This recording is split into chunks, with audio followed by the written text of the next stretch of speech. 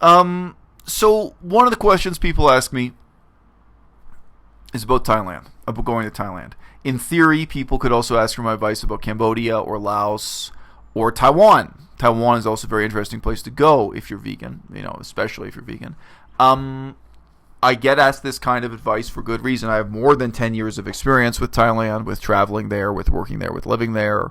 I'm the right person to ask, especially if you're vegan, especially if we have some interest in common, if you're going to Thailand for some of the same reasons that I have gone to Thailand in the past or may go to Thailand again in the future. So it's not stupid. And the other thing is, I'm not a cheerleader for Thailand. There are a lot of people out here, I think including Durian Rider, who just say that Thailand is the most wonderful country in the world. You'll be so happy if you go there. It doesn't have any social problems. There's no poverty. There's no crime. There's no danger. I've heard Durian Rider say many, many times, including in his interviews with younger women, oh, it's really safe here, isn't it? Like, don't you feel safe? It's not a problem. There's no danger here in Thailand. But anyway, so every so often people ask me for advice. And I remember, you guys may know Hannah Chloe. I remember, I think it's about 2.5 years ago, getting close to 3 years ago now, but more than 2 years ago, I remember Hannah Chloe asking me for advice about Thailand before she moved there. And I advised her actually not to move to Thailand. It was an interesting conversation time. Anyway, so someone recently was asking me for advice about Thailand. And this is another vegan, and her parents were concerned that Thailand was too dangerous. And her parents, unlike me, are not experts. I don't think her parents have ever been to Thailand. But her parents were really saying to her, no, you shouldn't go. You're putting yourself in harm's way. Now, I think at the end of this message, I mentioned the contrast to Egypt. And if you've been watching my channel for a long time, you may recall I raised this point just in questioning the permanent vacation lifestyle more generally. Many times I've said to people, well, is this really a meaningful vacation? Let's just admit, first of all, let's admit it's a vacation. You're not going to do research. You're not going to do humanitarian work. You're not going for your own education. It's a vacation. So admit that to yourself. It's a lot of money. It's a short amount of time. Is this more meaningful than going to see the pyramids in Egypt? Is this more meaningful than going to see the ancient archaeological sites in Greece, in Athens, Greece, or something, anywhere in Greece? Greece is full of ancient ruins. Hey, let's give a shout out to Bath, England. There are some, ancient sites, even within the UK. Is this really the most meaningful vacation you could go on? If we're talking about it as vacation, because I don't think vacations are meaningless. I think a vacation can change your life. It could change your life in a profound way. It could change your life in a shallow way, whatever. But just talking about it as a vacation. And I think, though, under that heading also, it's worth reflecting on. So right now, I'm going to be intentionally vague. Right now, Thailand is going through a period of political transition. No comment. I think it's fair to say that Egypt also is politically, shall we say, unstable. If you were to ask me, is it safe to go on vacation in Thailand? No. Is it safe to go on vacation in Egypt? No. But maybe it's worthwhile anyway. Maybe it's the right decision for you to make, is to acknowledge the danger, understand the danger, and say, okay, I'm going to go to Egypt and see the pyramids, or I'm going to go to Greece and see the ancient sites, see the museums, or I'm going to go to Thailand for this reason, this reason, this reason. You should know what your reasons are. It shouldn't be to ride a bicycle up a hill. That's just ridiculous. I mean, come on. If you want to ride a bicycle, go to the Nevada desert, man. I mean, if you're in the U.S., the deserts of the United States are fabulous places to do long distance cycling. But anyway, so I'm just going to read out this email I sent to someone. This is actually not the first email in the conversation. We had a couple of messages back and forth, but I said. So this is kind of in the middle of the conversation, say, look, it's sort of strange to preface a statement of this kind with, quote, I really don't care. But the point is, I'm just trying to help, and I really don't care. Two things that don't always go together. I thought about this more, just because this part of Asia has been such a big part of my life, and it still is. Yes, when Durian Rider says that Chiang Mai is totally safe, that's bullshit. Conversely, I honestly do believe that Chiang Mai is much safer than San Francisco. Infinitely safer. Just pause. I think San Francisco is a really interesting contrast. Just a couple days ago here, by complete coincidence, after I wrote this email, there was a guy here from San Francisco telling funny stories about his friends getting mugged and held at gunpoint. And the last time I was in San Francisco, just walking the streets, the number of drug addicts on the streets is astounding.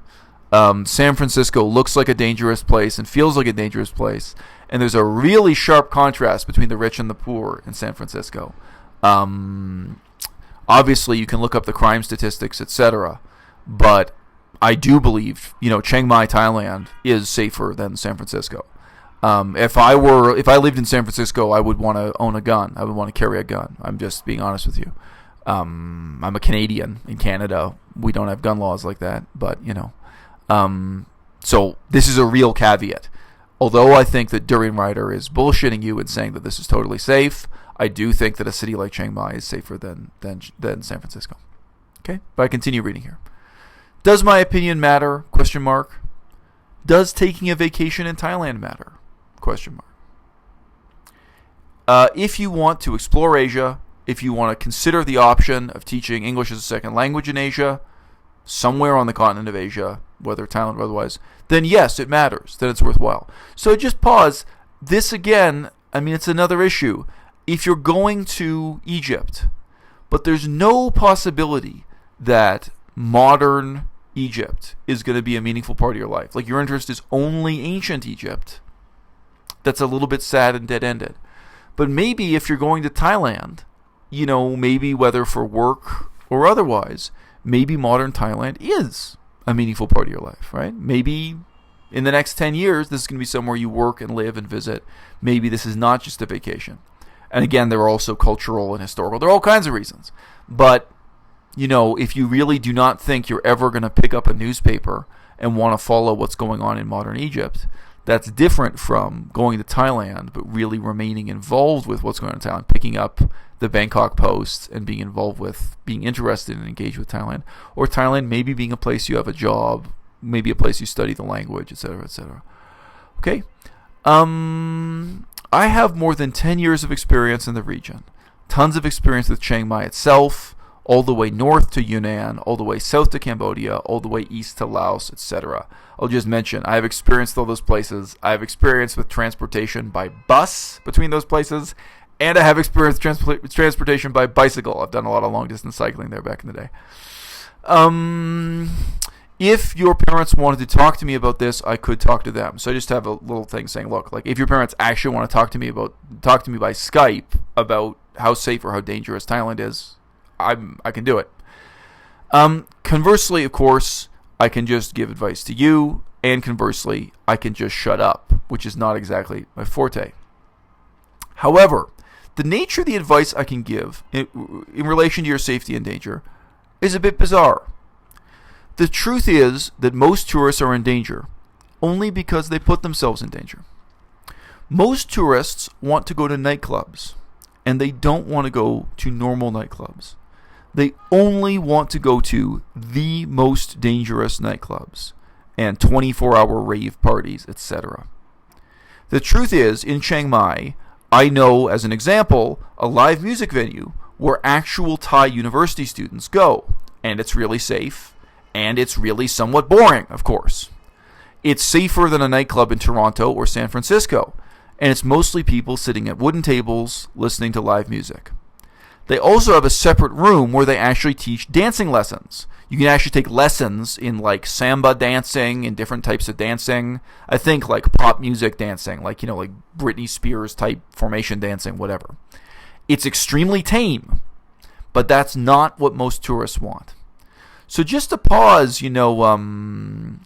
the particular nightclub I'm describing here, which again I really do believe is a very safe place, very safe and boring. You can sit there and listen to, a live band play music, and nobody's even going to talk to you. And there's just nothing dangerous about it, nothing exciting about it. You're not going to make any new friends. If you go with a group of friends, you can spend time at the nightclub, you can drink alcohol or listen to music, but nobody's even going to talk to you there. And one reason for that is, although I said they're university students, the reality is they are the social elite.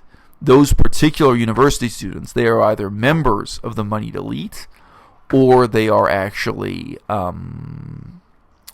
aspiring to join that elite and imitating the behaviors of that elite. So they won't even talk to you. You know, this is part of Thai culture. It's a very hierarchical culture. In some ways, it's a very feudal culture, both in terms of the language used and the culture. You know, that's who they are. So, you know, if you're an American, that's very hard to imagine. I think American university students in a nightclub like that would be especially open to, maybe especially interested in making new friends and meeting strangers and so on. But in some more hierarchical, more elitist cultures, there's a sense of, if a stranger talks to you, sorry, who are you? Who do you think you are? Why are you talking to me? You go sit at your own table, I'll go sit at mine. And, you know, also a lot of Thai culture is just very sweet and childish, like taking dancing lessons. There's nothing wrong with it, but, you know, I think, like in Toronto, everyone would want to act cool. Everyone would be too cool to take dancing lessons in Toronto, you know what I'm saying? Okay. So I continue here in my letter. Whether they do it intentionally or not, it seems that most foreigners are really seeking out the most dangerous corners of Thailand. They don't want to sit and listen to live music with normal Thai people. So just, it's very true. I remember there was another nightclub in the northeast, so not in Chiang Mai. Chiang Mai is in the northwest town, in the northeast. And it was a really authentic local club. I guess you'd call it a country music club, where they had some rock and roll music too, but local country music, local people, farmers and farmers' daughters, and some of the local university students too, you know, just doing their thing. But, you know, and there were a couple foreigners, some of the local English teachers and some of the local humanitarian workers, some of the people working with charities would go there. Those would be the only white people you'd meet there. But that's not what foreigners want. Most of the tourists, they want something edgy and dangerous. They don't want something sweet and wholesome and authentic. They want danger, and they go out and find it, and then they get into trouble, you know? They wanna feel like they're on the edge. So, anyway, but, you know, even a nightclub, I mean, I know a nightclub is a slightly dangerous activity anywhere in the world, but even in Thailand, if you just do what local people consider safe, it's pretty safe, you know? And you're not going to find other tourists there. You're going to be going to places where there are either all local people or there are just a couple of tourists. Normally, like I say, something like humanitarian work, or maybe a local English teacher who got married and settled down there or something like that. You know, I don't mention it here in the message, but another example I had in mind when I was writing this was even swimming. Foreigners want to go swimming in the most dangerous places to go swimming. You know, even something like that. It's not enough for them to swim in the ocean. No. They got to pay a boat to drag them on water skis in the ocean. No, that's not enough. They got to pay an airplane to drag them on the fucking water skis on the ocean. So they're going really fast, so they really could break their neck. They want to see coral reefs. They want to go diving. Well, that can be safe. No. You got to pay a helicopter to fucking lift you and drop you in the coral reef. They've got to make it more dangerous. They've got to make it more edgy. Otherwise, they feel like they're not on vacation. Meanwhile, local people are swimming at a normal beach or something that's totally safe. No. This tendency to really want to push the edge. Now, I mentioned, you know, in Laos is a landlocked country. Laos doesn't have an ocean. It has a river, has some lakes. But even there, we kept having tourists dying because they wouldn't go swimming like local people. And that river, the Mekong River, can really kill you. It's a tremendously powerful river. Just the water itself can kill you. And I've experienced that. You have to be extremely careful where you swim in that river. And you ask local people where it's safe to swim. And they'll know people who died. Like, if they're local and they live on the river, they'll be like, yeah, my uncle died over there. Like, that's life on the river, you know, those people who really do it. But you can get swept away, you can get killed in that river pretty easily. And tourists do, because they're not satisfied to enjoy the local culture, the local environment, the way local people do. Okay, I continue with this letter. There are other aspects that are just symbolic and irrational. In northern Thailand and Laos, if you wear a tank top, so this kind of strap, if you wear a tank top exposing your shoulders and theoretically your armpits, you're regarded as trash. If you wear a t-shirt covering the shoulder, then you're regarded as very respectable. You can attend a wedding or a funeral or a t-shirt. In a t-shirt in this culture. Sorry. Say that again. In this culture, you can actually go to weddings and funerals just wearing a t-shirt. If it's a respectable t-shirt, like a solid color t-shirt, that's like formal wear. But if you're wearing the tank top, you're regarded as slutty. You're regarded as trash. Okay? It doesn't make sense. But a culture never does. I remember my girlfriend, a blonde Canadian, not the French woman who later became my wife, trying to stop two female European tourists from entering a Buddhist monastery wearing tank tops. She thought she was doing a good deed. These young women, these two European tourists, their bra straps were visible. Their bra straps were visible under the tank top. But the two tourists didn't actually speak any English. It turned out they were Russian or some kind of Eastern European tourists. But I remember this. So this is just a minor anecdote. But my girlfriend, who lived there with me, and she understood this with the local culture, that in the local culture, it's totally acceptable for a woman to go into a Buddhist monastery wearing a t-shirt, but not a tank top. It's cultural. It doesn't make sense. It doesn't have to make sense. That's the culture. T-shirt, okay. Tank top, not okay. Okay? So, yes, it's an extremely permissive culture, but people will treat you better if you wear a t-shirt. Like, they'll treat you with more respect. And, yes, wearing a blouse makes you royalty. Then you're treated extremely well. If you wear something with buttons, you really are treated better in this culture. And if you go into a formal setting like a Buddhist monastery wearing a tank top, then you're despised. Is that dangerous? Would anyone rob you or rape you because you wore a tank top? I doubt it. But these are the sort of factors you learn to manage within any culture. People treated me very, very differently when they regarded me as a scholar of Buddhism, which I was, as opposed to an off-duty U.S. Army officer or U.S. Army serviceman, which I wasn't. Although my appearance and clothing might have been exactly the same. So I've dressed exactly the same way. Sometimes people thought I was in the U.S. Army, which I'm not. I've never been in the American Army. And sometimes people thought, sometimes people knew or they learned about me that I was actually there studying Buddhism, history, politics, blah, blah, blah. But their attitude towards me, even wearing the same clothes, the way they treated me, the level of respect they had for me was very different. So this is all stuff that's invisible to a guy like Durian Ryder, right? A guy like Durian Ryder lives his whole life in a tank top, and the women around him wearing tank tops, etc. Unlike Durian Ryder, etc., I'm not a fan of Thai culture. I'm not trying to sell anyone on it. That's why at the beginning I said I don't really care. I'm just trying to be helpful, So I mentioned here again, when Hannah Chloe asked for my advice about teaching English as a second language in Asia, I actually told her that Thailand was the worst choice. And because of Durian Ryder, etc., because of that scene in Chiang Mai, she chose to go to Thailand anyway. I now wonder if she regrets that decision. I wonder if she looks back and thinks her life would be better if she'd taken my advice instead of moving to Thailand, moving to Chiang Mai. I don't know, though. I don't know that much. I mean, Hannah Chloe and I don't know anything about her personal life. We're not close. But, I know her. I know of her. And like I say, oddly, I knew her via Facebook before she or I, were well known on YouTube. But back then, both of us were already making YouTube videos. We just had very few viewers. Okay. However, is the status of women bad in Thailand? Is the status of white women bad in Thailand? No. So to be clear, my answer is no.